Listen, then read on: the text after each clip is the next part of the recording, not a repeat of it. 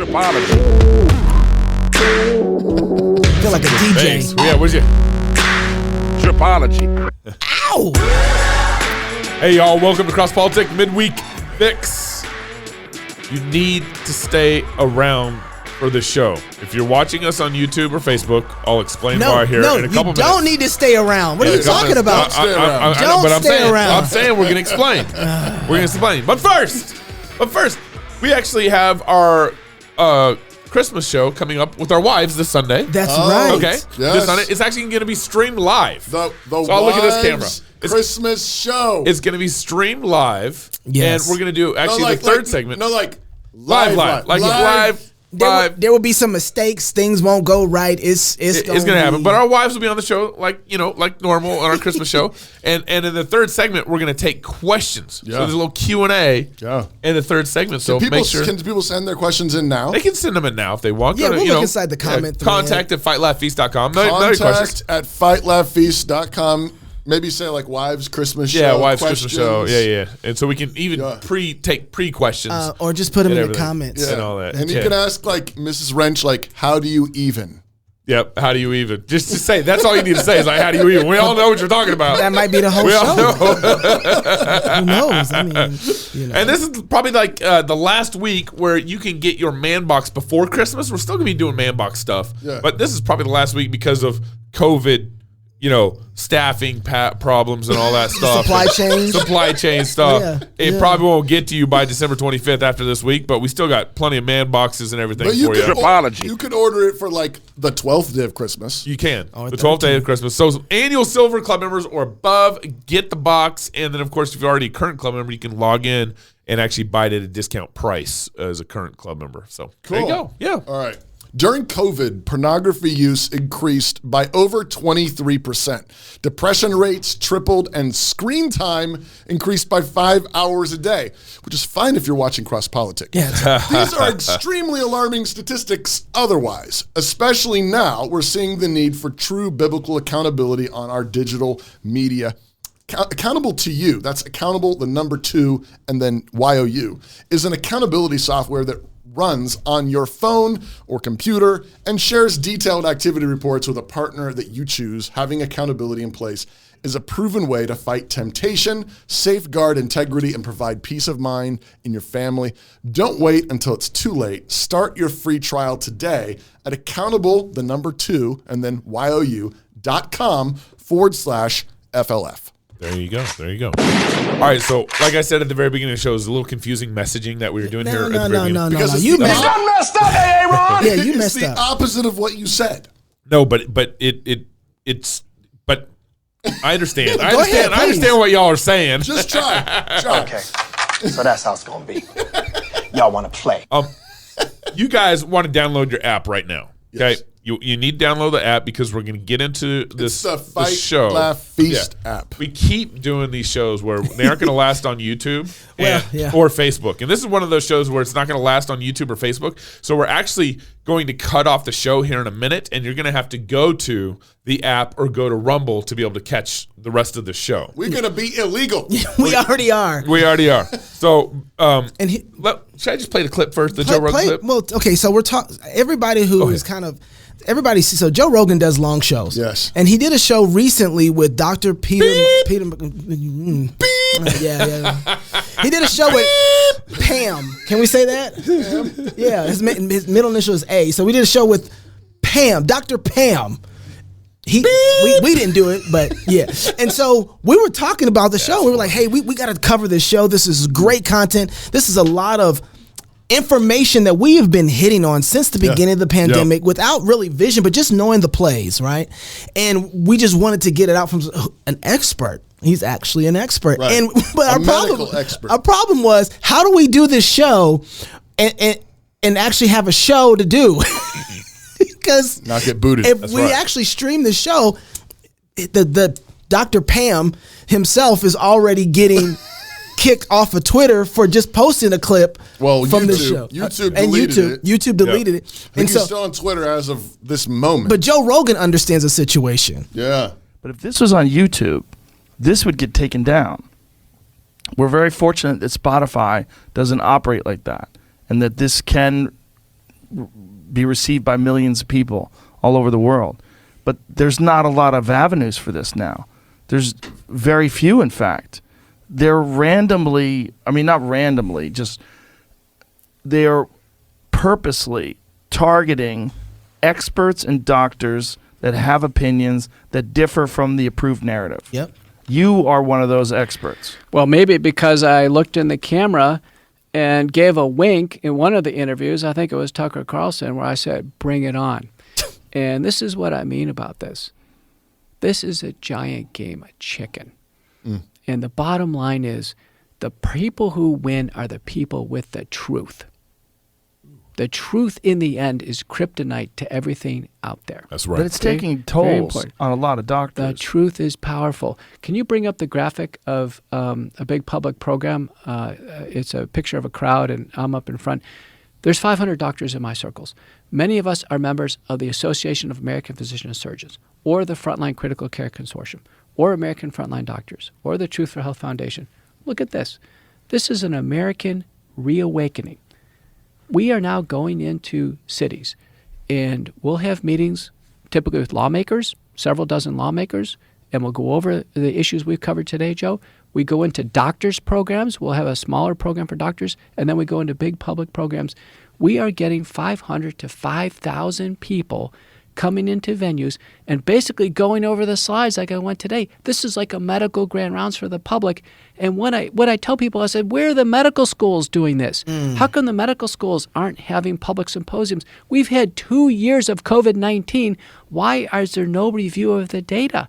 Why are we not understanding vaccine safety and efficacy? And I say, listen, this is all about just understanding it. With the vaccines, for instance, about 70-80% of Americans took the vaccine. I give the data. Do you know the most effective vaccine in terms of vaccine efficacy? You probably have concluded already. It's Moderna. Moderna, because it's 100 micrograms of messenger RNA, Pfizer's only 30 micrograms of messenger RNA. It's more than 3 times a dose. Of course, it's a stronger vaccine. It's going to have more protection. The point is, the public, in the end, it's the court of public opinion. And the public wants to know. And on January 23rd in Washington, there is actually a march to defeat the mandates. There is a march out there, an American homecoming.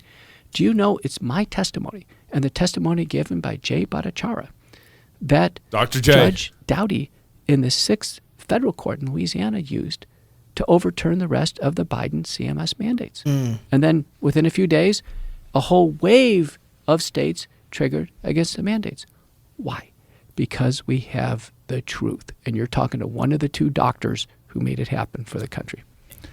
We've already talked to Dr. J on this. He hadn't gotten canceled yet. Well, but this right here, he can't even post half the stuff he was going to say to Joe on Facebook or Twitter. So if you go download the app at your favorite app store, Fight Laugh Feast app, inside of the app, there is a link there where you can click right to the live stream.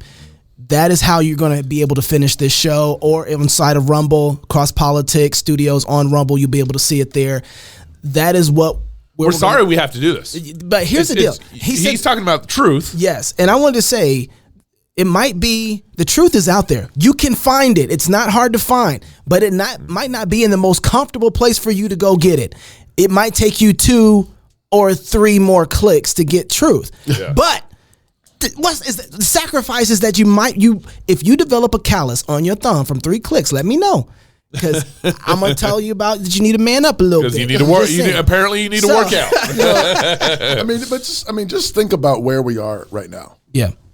And like in this world, I mean, how insane is it that we're having this conversation? That's right. How insane is it that we're having this conversation? Like, guys, we're going to talk about something that's not approved by YouTube or Facebook. We're gonna talk through a lengthy interview with a medical doctor, not just any medical doctor, a professional, a high-ranking medical doctor who has written numerous studies, has overseen numerous studies, who's treated numerous patients for decades. Yep. And what we're telling you right now is we can't go through that right now with you on Facebook and YouTube because they'll pull it down because they will censor it. Right. What kind of world are we living in? So, you pull it out, that's what you have to do this. You have to download the app, go to Rumble, so that you can watch the rest of this show because we're going to talk about the truth. And apparently that's illegal. With that said, buy some of y'all. Buy Facebook. We'll see you. Buy YouTube. We'll see you over there. On the other side. Okay. So now the interview goes on. It's like a 2 hour and 45-minute interview. But Pastor Toby was just talking about who it is we're talking about. The credentials of this person is really, really important to who he is. Dr. Peter McCullough. I'm an internist and cardiologist. I'm also trained in epidemiology. I'm in academic practice in Dallas, Texas. So I see patients about half the time. I saw patients yesterday. I drove down today to see you here in the studio. And the rest of my time I spend as an author, an editor. I'm an editor of a major journal in cardiovascular medicine, the former editor of an international journal. I'm the president of a major medical society right now, currently, about 5 years into that position. And, I frequently publish. I'm in my field, I study the interface between heart and kidney disease. I'm the most published person in my field in history. I have over 650 publications in the National Library of Medicine. I imagine that's probably ahead of anybody you've had on the show. They mentioned Paul Merrick. I'm just ahead of Paul Merrick. Pierre Corey mentioned him in critical care. I'm just ahead of Paul, a lot younger than he is. And in COVID, when COVID hit, I really dropped everything to put all of my academic efforts on this because I saw it as an all-hands-on-deck situation. So he's he daily cares for advanced patients with common medical problems, including heart and kidney disease. He mentions that lipid disorders and diabetes. He mentions he's the editor-in-chief of a cardiovascular medicine journal. It's called Reviews in Cardiovascular Medicine. He's the senior associate editor of the American Journal of Cardiology and founder and president of the Cardiorenal Society of America. This is and he can't live on YouTube. Right. No. He can't live on Facebook. No. He's saving people's lives every day. This is insanity. he is treating people every day. He's published over 650 journal articles. Most in history. In his field. And and this is illegal on YouTube. Okay, so the interview goes on for about 2 hours and 45 minutes. 2 hour. Yeah, it's a 2 hour. We got about 4 clips that we're going to focus on here in the show, and this one is talking about kind of the awakening in the medical industry and how nurses are, and why so few people are speaking out. Why so few people see what's going on. We think there's about 500 doctors who knows what's going on in the United States. 500. 500. We got 1 million doctors in the United States. We got 500,000 nurse practitioners and physician assistants. I can tell you the nurses are more awake than the doctors. Ooh. Why is that? The doctors appear to be, like many of our leaders. By the way, all the leaders of the major churches, every single one of them, the major religious branches are under the spell. Every major global international leader is under the spell. We're in what's called a mass formation psychosis. This is very important. I give credit to Dr. Matthias Desmet in the University of Ghent in Belgium, and recently Dr. Mark McDonald, psychiatrist from LA. Mark McDonald's got a new book out, The United States of Fear, describing how the mass psychosis developed.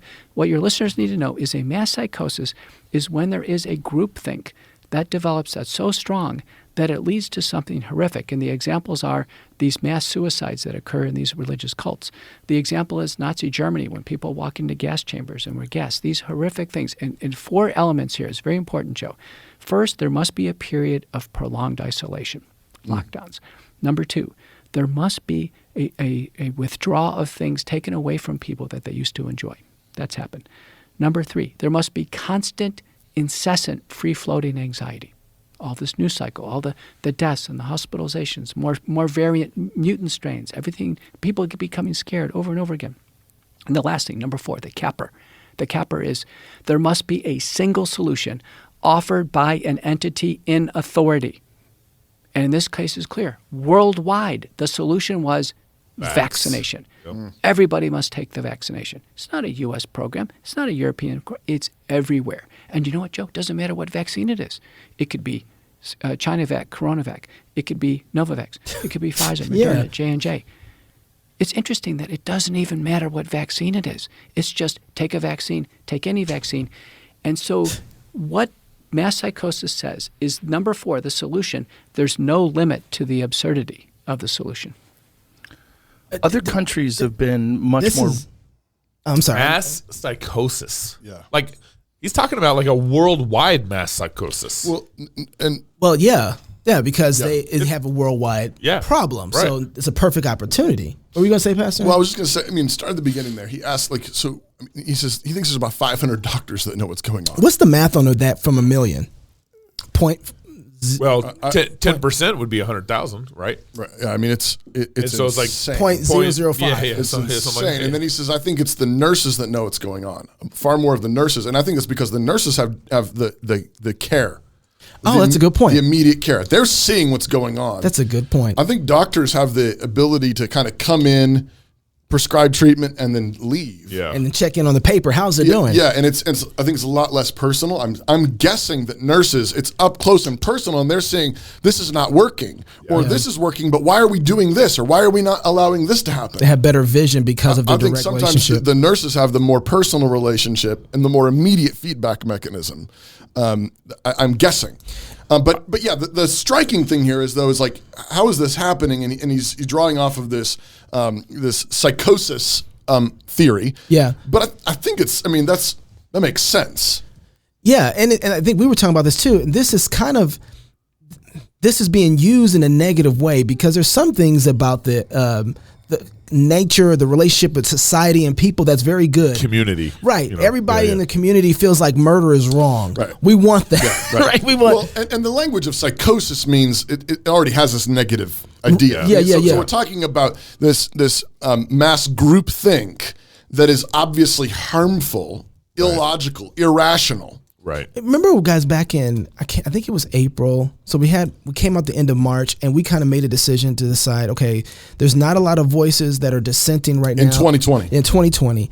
And so we decided to do shows every day for like 6 weeks. Yeah. And one of the things that we ended up with at the end of that was that this whole layout right here. Yeah. We started seeing that, hold on, they're extending the curve, right? Yeah. Staying locked up for a while, and they're going to isolate everybody because we started hearing from people like, hey, man, I'm so glad you guys are there. I don't have anybody else talking to me about this. Right. We're not connected to anything out there. We don't know what's going on. Thank you, guys. And so we started realizing that, wait a second, this seems intentional.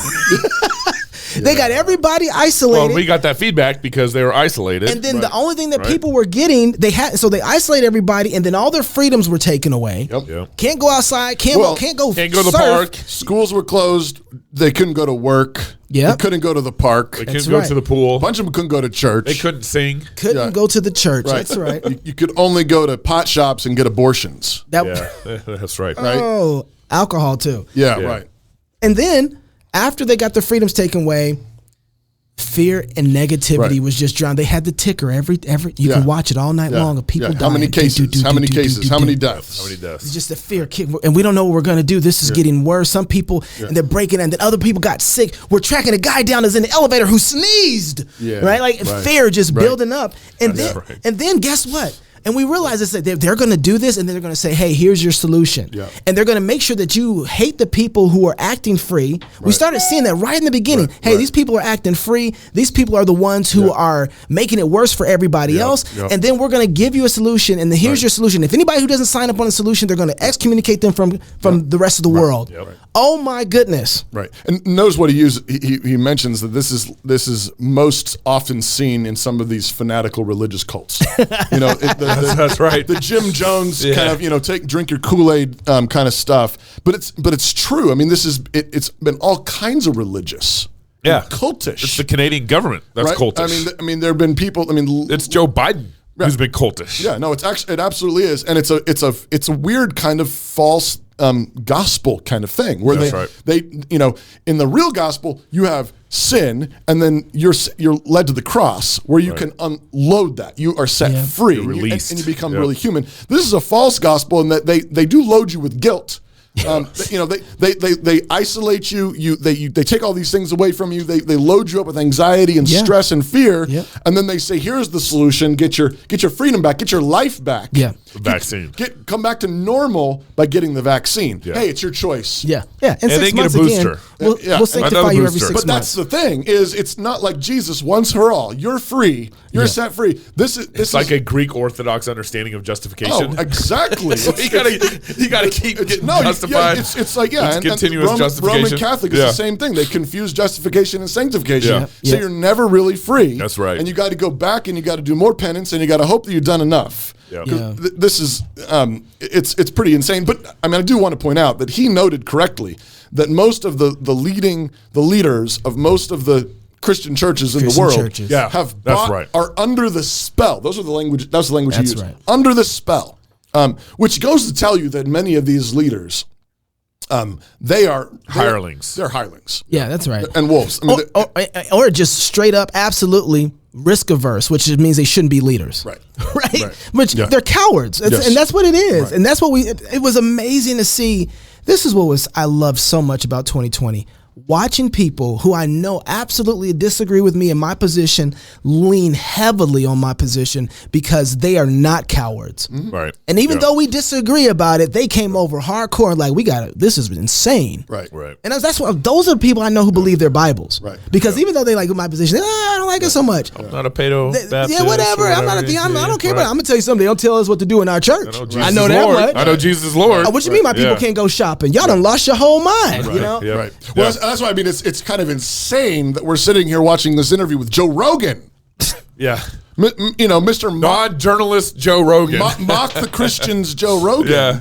And it's like, okay, we got interesting co-belligerents at the moment. Yeah. That's right. People who are like, who doesn't love Jesus, mock Christianity. Yeah. And at the same time is like, he smells BS in the room. Yeah. And he's sniffing out. Yeah. All right, so this next clip, he goes on to talk about kind of vaccine focus and early treatment stuff, which I got a lot to say as about a doctor, this. all I can tell you is the medical literature as we are seeing it come about. There was once the discovery that the spike protein on the virus, the discovery in the medical literature, now that discovery we learned actually occurred years before this, was amenable to neutralization with vaccine-induced antibodies. Once that became abundantly clear in the literature, there appeared to be almost a lockstep developed where people said, that's it. That's the solution. We're going to vaccinate our way out of this problem. We don't even need to worry about how to treat the problem. We don't need to hear about drugs to treat the problem. And the enthusiasm and the hubris for vaccination spread across academic medical centers all over the country. But what about the people that were currently sick and they were still waiting for the rollout of the vaccine? So if you're talking about August, the vaccine wasn't rolling out for another 4 months. And that's just for elderly people. I published an op-ed in August of 2020 in The Hill, a Republican journal for Washington people and others in those circles.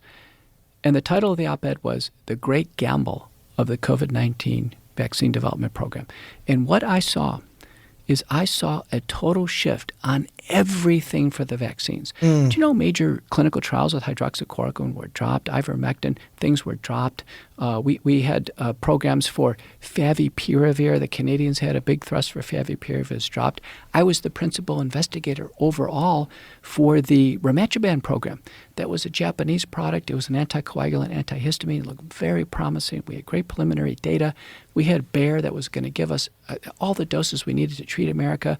I was on calls between the NIH and the FDA, back and forth. I couldn't get any traction in the summer of 2020. It was obvious. In fact, I remember one of the Operation Warp Speed officers telling me, listen, sorry, we have everything organized for the current program. I was also the assistive. I was this kind of second in charge of the Imodulon program, which was a cellular-based vaccine. That was a vaccine similar to the BCG vaccine, which is given for tuberculosis. We had noticed that regions that were vaccinating for tuberculosis, like Haiti and countries in Central Africa, very little COVID. And so we had the idea. We got a Dutch manufacturer to actually make this cellular-based vaccine. We were going to vaccinate healthcare workers. Same thing. Endless proposals between NIH and FDA got nowhere because it looked like it was already pre-decided that the current set of genetic vaccines were going to move forward. There wasn't going to be any discussion on early treatment. I thought it was a gamble. I was faced with more and more of my patients getting sick with COVID-19. And what I told people all over, I said, listen, I can't let the virus slaughter my patients. I'm not going to do it. I said, there's got to be something I could do. Early on, I used hydroxychloroquine, other drugs in combination. Once Pierre Corey, I give him great credit. His first contribution is actually steroids in the use of COVID-19. So we started using steroids once it was shown to us. We added steroids. The data started coming out anticoagulants. And that's how I put it together. I'm telling you, Joe, every single one of my high-risk patients I've always treated to prevent hospitalization and death. Of the 800,000 deaths that we are right now, I can tell you to a one, they've received either no or inadequate early treatment. All of them. Go look in a table of baseline characteristics of hospitalized patients with COVID-19 and look at what they received before they came to the hospital. Zilch. In fact, there's one paper by Ip and colleagues, last name is spelled IP. It was published from New Jersey early on. This is crazy. So the number, I just got done looking at a bunch of articles for the news brief, and I keep seeing a bunch of articles that are talking about we're almost at 1 million, we're 800,000 deaths. Yep. And when you look at the way that they decided to go about doing this, he goes on, you have to watch the whole video. It is an absolute must. 2 hours and 45 minutes. He talks about... It's on Spotify. It's on Spotify, which is the only place right now that you can get the whole thing. I was looking around like... Or Rumble. No, the whole interview. Is Joe Rogan... it's on Rumble too? Okay, yeah. I didn't see there. But one of the things that he talked about was the fact that they didn't do anything the first 14 days. So when you get COVID, the first 14 days are pretty crucial. There's a lot of things that can happen. But they basically sent you home, and everybody knows who has somebody with COVID. You go to the hospital, you're not feeling good, they'll send you home. There's nothing we can do. Come back when you get worse. That happened to my mom this week. My mom this week was not feeling well. Went to the local Moscow Medical. I'll just name your name. Went to Moscow Medical to get help, and they said, we will not see you until we even know you have a COVID positive test. So they sent her home to go get a test, and it wasn't going to come back for 48 hours, and it still hasn't come back. So we called another doctor to get her help. Which is, and that's going to be my point. It's absolutely insane, because if you go through the 14 to 17 days of having COVID, the COVID has replicated. I got it. You got it. Replicated. Wow. Thank you, Gabe. It's replicated so much that you start to get blood clots in your lungs. At this point, your lungs you're struggling, so you get on a ventilator. But that's because they waited so long. So none of the drugs like hydroxychloroquine was approved. Aren't going to be effective anymore. They started trying to apply hydroxychloroquine to the end process instead of to the beginning process. Where like when you first get it, then you can kill the replication of the virus. What does he say? What does he say? Sorry, finish it. But here's my point: is that the government makes horrible doctors. Yes. Do you understand me? That's right. The doctors are, the doctor is an agent of your own home family government. Yeah. They tell you, hey, this is the situation going on with you individually. The government can't make those decisions apart from you. So you are responsible for your own health. Right. And so that means you need to do your own research. You need to investigate. And then you can say, hey, is there an expert in the field? Hey, doctor, can you help me work this thing out? Right. And that's what he's saying himself. He's like, as I look at it individually, I realize I have to treat my patients. Right. The government isn't thinking about that. They got a million tasks. And this is why we press all the time sphere sovereignty on the show. Well, who's responsible for what? Right. It's tempting to abdicate.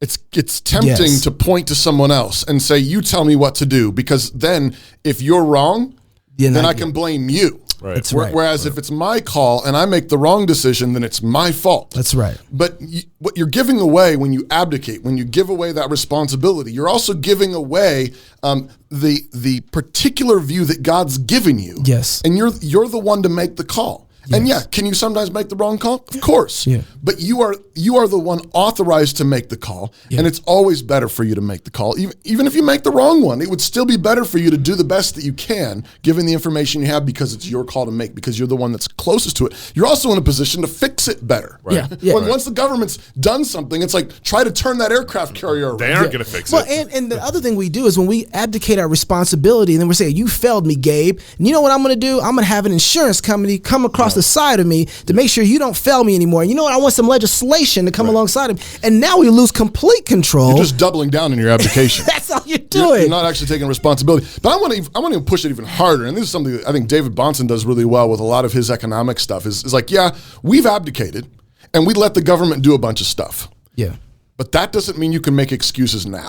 That's right. No. That's right. Take responsibility now. Yep. Take responsibility now. That's called repentance. Stand up now. Say, this is my responsibility now. And one of the things that came out in the first 20 minutes of this interview, which you need to watch the whole thing, but in the first 20 minutes of this interview, one of the things that Joe asks Dr. McCullough is, basically like, is this a conspiracy theory? Like, I mean, is this a conspiracy? Like, were people like plotting the pandemic and plotting all this thing? And at points in the interview, McCullough is going to say, I do think they intentionally did certain things to try to drive up interest in the vaccine and all that kind of stuff. So there was some shady business going on. But the thing that he underlines is he says two things in the first 20 minutes. It was really, really striking. One is he said, pandemic broke. And this is the first time, he says, I can ever remember when I get on a conference call or go into a boardroom with all these doctors and I say, okay, so what's the plan? Yep. And there was silence. And he said, and I remember looking around the room or listening to the dead, sound on the Zoom call or on the phone. And like, he says, we've had other situations before and we come in and everybody's got ideas about how they're going to treat it. He says, the only thing that we're talking about is how to protect themselves. That's right. And he tells Joe Rogan, he says, I think the problem was fear. The doctors were terrified. Wow. And fear is powerful. Fear is slavery. Fear doesn't allow you to think clearly or act clearly when you're afraid. And when your doctors, when your physicians, when the people who we look to give us wise medical counsel are terrified for their own lives, then they're not thinking about saving your life. That changes. It's everything. That is huge. And then he goes on to say that he thinks that a lot of what happened in 2020 and 2021 now has been just massive incompetence. And again, this goes back to failure to take responsibility. Rather than saying, okay, I'm going to do what I can to fight this, to tell the truth, a lot of people have passed the buck. Right. That's all. And he mentions this in one place. I don't know if we played this clip or not, but the all the medical study, medical schools, all the research centers, where are all their plans for combating this? We ought to have hundreds and hundreds of studies going on, thousands of studies and plans. Right. And he says it's silence. Everybody's like, the government says we're doing the vaccine. Well, that's the whole pre-treatment thing. I remember when we first started kind of reporting and talking about this in 2020. And we started talking about like vitamin B and vitamin D and like all these pre-treatment stuff. And I felt like I felt a little crazy talking about these things. Like, why? You did, but no one else was. No. No, man. No. But I mean, actually, that's not true. And then we started looking at hydroxychloroquine and then ivermectin and all these things. But that's not true, though, Gabe. I just disagree with you. We have always known how to deal with viral stuff. Yeah. Well, that's why I think I felt so crazy, though. Because you got to look at. Remember when we started talking about masks? People thought we were insane. Right. Christian friends said, "What are you talking about? Right. Yep. Mask? Yep. Of course we wear a mask. Of course they work. Of course they work. Love your neighbor. Yeah, we got kicked off of YouTube because we talked about masks. That's right. And we had all the old data that told us how viral particles work. Right. Yeah. And so it wasn't that it wasn't out there; they scrubbed. Yeah, but all you churches requiring that mask business. Shame on you. If you're doing that still. And you really believe that this is helping and working and really loving your neighbor, you need to publicly repent for not having done it for decades for the flu. That's right. For the flu. That's right. I mean, we're talking about a virus. We're talking about the same love your neighbor principle. I mean, who are you? Gabe, I'm gonna let you play the next clip. But I want to say something. I was watching. We talked about Marian Tursky this past week, and I'm still on that kick. Okay, he's the survivor from Auschwitz. Yep. From our Sunday special. If you haven't seen it yet, what's wrong with you? Yeah, you need to see it. It's Watch probably it. one of the most important shows we've done all year, for sure. And I was thinking about that, and I saw a clip from Jordan Peterson, another one. And he was talking about the lesson that we learned from Germany. Mm-hmm. And he said the lesson that we should walk away with is that we're the Nazis. Ugh. And if we're not the Nazis, then we're the ones who don't say anything. Mm-hmm. But you aren't the one who is running in there hiding Jews. Yeah. Right. And boy, when he said that, all I could think about was, dang, that's about right. Yeah. Yeah, well, we've killed 60 million babies. Right. We the Nazis. Right. Yeah. Like, when you think about it, like, we're the ones who are the minority in a lot of this. Right. And so the way, there's another meme that says, if you wanted to know how you would have acted during Nazi Germany, you have your answer now. Oh, man. Yeah. And that's where we're at. Yeah. If it was about COVID, I would say that the world would have adopted something what I presented to the American people and the Senate testimony in November of 2020. I told America, listen, there's 4 pillars to pandemic response. We should have always seen teams of doctors in Washington. I would have went if they called me. Matter of fact, I emailed it. They know who I am. We would have seen teams of doctors in Washington working on 4 pillars. The first pillar is reduce the spread of infection. Terrific. Everything we can to improve airflow. We know it's spread by the air. It's not a hand infection. This focus on hand sanitizers, like we're all getting infected hands. That's pretty early on, though, wasn't it? It's not even, no. You still go on DFW Airport. There's hand sanitizers every 6 feet. There was pictures of people spraying football stadiums with sanitizer. It's not spread on football seats. But I feel better. It's not a contact organism. It's not. Wait. So I was in Mexico before Thanksgiving. And we went and visited this museum. And before you walk in the museum, they literally sprayed us down, each person down. Like I walked in line and I saw them spraying it's like you coming out of space. I think I got a picture of them spraying down my brother-in-law. I'm like, what are they doing? I was like, what are they doing? I couldn't believe it. They didn't understand my English, which is cool. They were spraying you for ticks. They were spraying us down to go in the museum. Had nothing to do with COVID. All right. Like he's from Texas. It's not Clostridium difficile. It's spread in the air. But if we would have focused on contagion control that was reasonable, that would have been terrific. The most effective contagion control, by the way, is 2021 data, is actually using oral nasal virucidal therapy, far and away. Yeah, explain that, please. Yeah, oral nasal virucidal therapy is basically using, virtually anything kills the virus. Any disinfectant kills the virus. Iodine kills it on contact. So if we use dilute betadine, and so if you take a betadine over the counter, it's a brown bottle. We use it to sterilize wounds in the ER. Buy it at any pharmacy and take 2 teaspoons in 6 ounces of water. Take a nasal spray or a syringe bulb and spray it up your nose, snort it back to the points and back of your throat and spit it out. I'm sorry that's gross for your audience, but you got to get it up there and back. That adequately decontaminates the nose. Then gargle with the rest of it, spit it out. Finish up with some scope or Listerine. Doing that after you return from a day out with contact with people, especially close contact in close rooms. I'm talking public restrooms, small conference rooms. Airplanes. You have to be in contact with someone for about 3 hours, honestly, in a small room with no airflow to get it.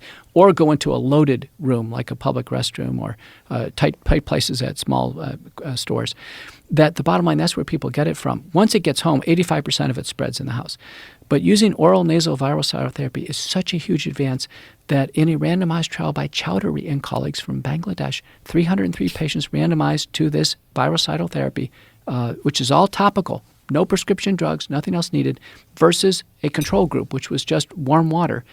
303 patients in each group, it dramatically reduced the PCR positivity by day 3. It knocked it down from 303 down to 24 patients still positive. Wow. Those who got the control, they're still all positive. And it markedly reduced by easily 75% chances of having progressive disease, ending up the hospital or death. And it's enormously preventive. And now we learned we can use hydrogen peroxide, dilute hydrogen peroxide with some Lugol's iodine. And believe it or not, the dentists in the American Dental Association guidelines use for cytomegalovirus and Epstein-Barr virus, gingivitis, they use sodium hypochlorite. That's actually dilute bleach. Turns out it just takes a few drops of bleach in some household water. That's for the mouth. We typically don't use it in the nose, around the eyes.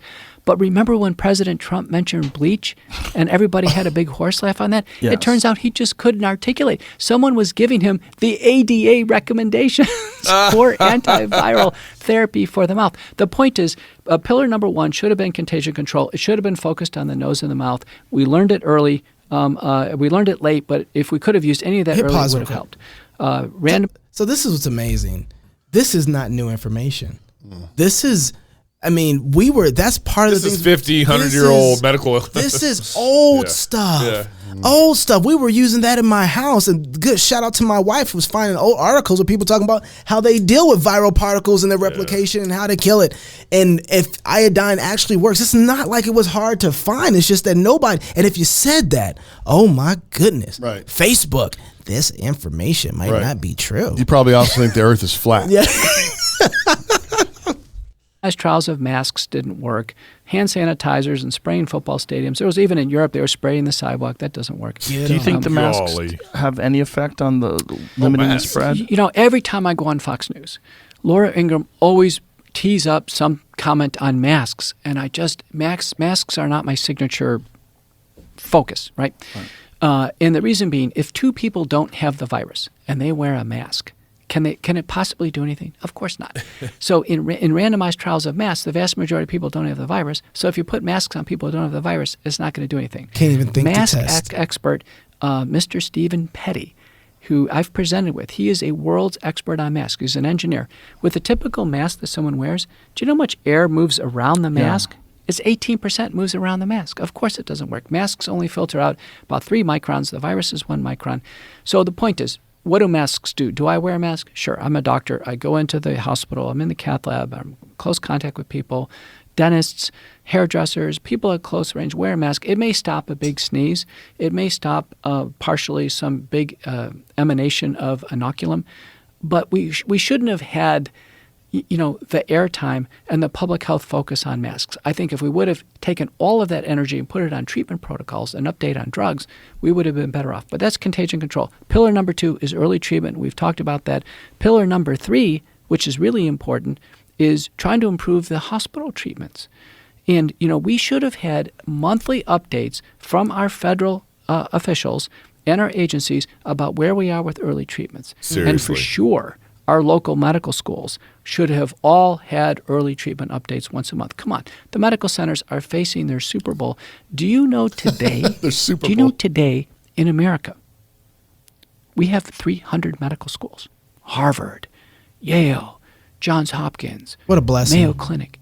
Do you know not a single hospital has their own unique protocol to treat COVID-19. They don't have a single original idea. Do you know that none of those organizations, Joe, have ever treated a COVID patient to prevent hospitalization and death? I told Tucker Carlson, he almost fell out of his seat. I said, yeah, they don't have a single idea how to treat COVID-19 patients outside the hospital. Suddenly, our best and our brightest are out of intellectual ammo. Incompetence. There's that incompetence that he starts the whole interview off talking about. Out of intellectual ammo. Right. Where's our creativity? I mean, millions and millions of dollars going to these schools, these hospitals that are supposed to be studying these things, and out of creativity. Everybody's risk averse, right? Because nobody wants to be responsible, and so we want to have somebody else tell us what to do and how to do it. This is actually the attitude of slaves. Yeah, slaves act like this. Yeah, we have the kind of people who. We're slaves, and so we don't want to be responsible. We don't like responsibility. Responsibility hurts. It's hard. Right.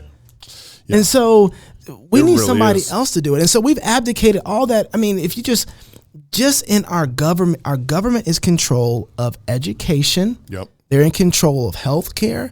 Yep. They're pretty much in control of almost your check now, because they're trying to be anyway, because they want to mandate masks for any employer that has over 100 employees, right? They're trying to mandate masks. That too. That's Governor Newsom out there in California. Yeah. No vaccines, thank you. Yeah. But they are saying what you can and can't do on Pharaoh's land. Yep. And here's the crazy thing: after talking to our Canadian brothers after this past Sunday, which if you haven't listened to that show, go listen, guys. We are actually winning some court cases. But the thing that we really need to do is take responsibility ourselves and just get to work in the basic things. Right. You know what? We're going to be responsible for our health care. We are. We're going to start thinking about it. Yeah. We're going to start thinking about and the reason why that's important is because even if we lose the court cases, taking responsibility means those court cases don't matter. Well, and what it means, and what it means is too, though, it's the same thing with carrying a gun, with having body armor.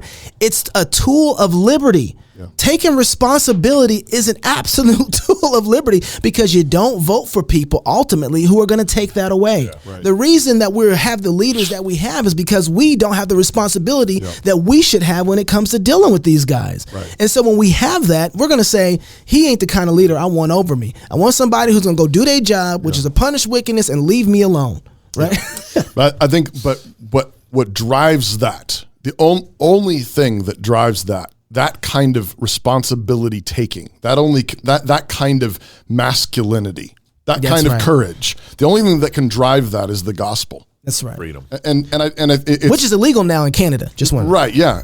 But it's you can't. So back to the point we made earlier is there's a false gospel being offered in the vaccine. Yeah. There's a false gospel being offered here in the state taking care of you, being master over you.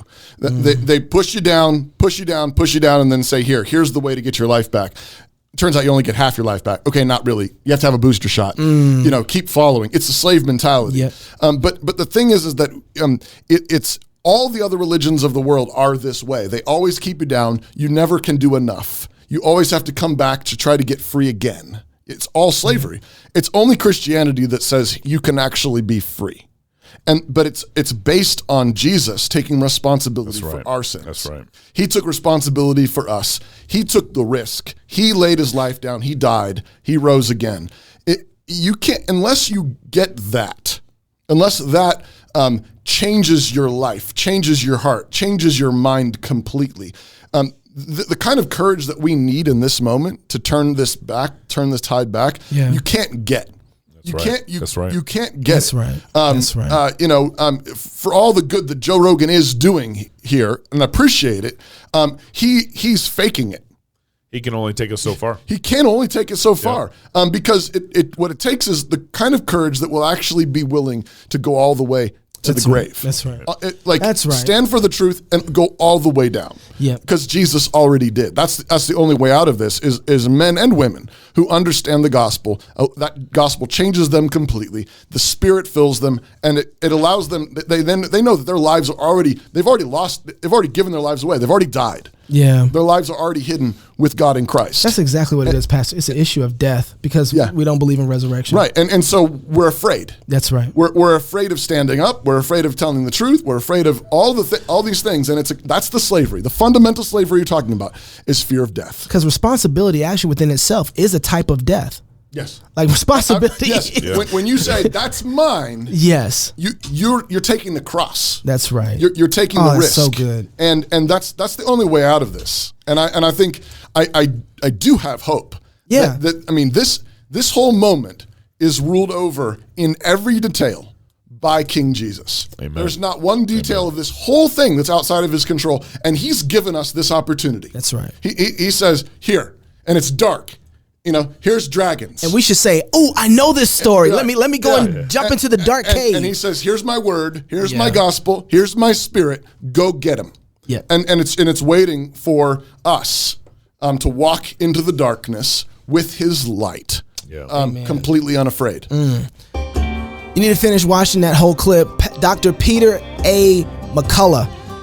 It's worth the time in every way, but watch it in light of what Pastor just got done saying about the gospel. So if you're single, get married. If you're married, have kids. And if you have kids, go baptize them. Until next week, love God with all your heart. Sunday special. Sunday special. Yeah, Christmas Sunday special. Yeah. Love God with all your heart, soul, mind, and strength. Love your neighbor as yourself. Go fight, laugh, and feast. This is Cross Politic. Our wives are coming on. I forgot about that. That's right. Send us questions. American colleges have become more hostile to the faith of young Christians than the beaches of Normandy were to the Allies. Literally. Undergraduate training wasn't always a death trap of unbelief. Once colleges were boot camps for body, mind, and soul. Now, most college students spend their days in tax-funded adult daycares with all the intellectual rigor of lazy rivers, safe spaces, and complimentary condoms. And in our recent COVID faux-apocalypse, those daycares became prisons almost overnight. Cover your face. Line up for your shot, stay in your room, but don't worry, the condoms were still complimentary. At New St. Andrews, you are not on vacation, you are not in daycare, and you won't be herded into a dorm. From week 1, you'll be treated like an adult. You're responsible for paying your own rent and developing your own grocery budget. Or going hungry. Get a shot, or don't. Mask up, or don't. Most of our students even work part-time jobs on top of the 40-hour class workload. It's part of the anti-fragile hustle and grind that distinguishes our graduates from the majority of their own generation, and that employers and graduate schools love. Most college graduates in the U.S. are stuck paying off loans for years. New St. Andrews sets you up to graduate debt-free and dangerous, ready to pursue grad school, a family, or business opportunities in the real world without any reliance on pork subsidies from Mother America and with no weepy need for safe spaces. The real world isn't a cushy place. No one owes you success. You are entitled to exactly jack squat in this life. But rich or poor, unlike your face or your freedom, your job or your business, an education and the ability to think clearly can never be taken from you as long as you are still above ground. Not by petty tyrants or cowardly clergy, not by thoughtless mobs or lab coat megalomaniacs. At New St. Andrews College, you'll learn from teachers whose ideas equipped men and women to build Western civilization in the first place, and which will be used again to defend and rebuild what has been lost as the West has faltered into decay, losing her faith and her mind. Yes, most of our best teachers are dead. But our classical Christian liberal arts education is how we've been graduating thoughtful, articulate outlaws and leaders with spines for the last quarter century. The intellectual and theological bedrock beneath the Judeo-Christian West is what you'll study, engage with, write about, and own. It is what you will debate in class and present in public as you learn to live like forbidden fire, surrounded by the darkness of unbelief, manifesting God's truth, goodness, and beauty to all who live around you. Training like this can't happen over Zoom. At New St. Andrews, we believe whoever walks with the wise becomes wise, but a companion of real or virtual fools will suffer harm. Your peers shouldn't be your spiritual leaders. You should have a real flesh and blood in-person church for that. NSA is in the heart of downtown Moscow, Idaho, where you will witness men and women building Christendom on every corner. Where else are you going to be able to break bread in your professors' homes, debate great literature with them while their kids are playing, sing psalms while being arrested with them, catch turtles with them? No one comes to NSA to get lost in the crowd. You might be able to hide in a graduating class of thousands, but our classes are better measured in dozens. You will grow in this program or you will tap out. And when you finish, you'll be ready for life, in whatever moments and scenes and struggles God may have prepared for you. We are training students who worship and march and study and fellowship and sing and write and start businesses and raise kids that no one can mask, cancel, or bury. We follow the King of Kings who knew the way through the mob and out of the grave. We fight to rebuild Christendom in the ruins, in our families, and in our businesses, in the cities where we live, in the countries where we go, in the congregations where we worship. Your mom may worry that Moscow, Idaho is many miles from home. She should worry more about how spiritually distant even a nearby godless campus is. After 4 years in a Christian community like ours, you will grow much closer to your family. Don't stay distant. Click the link today to schedule a visit to New St. Andrews College.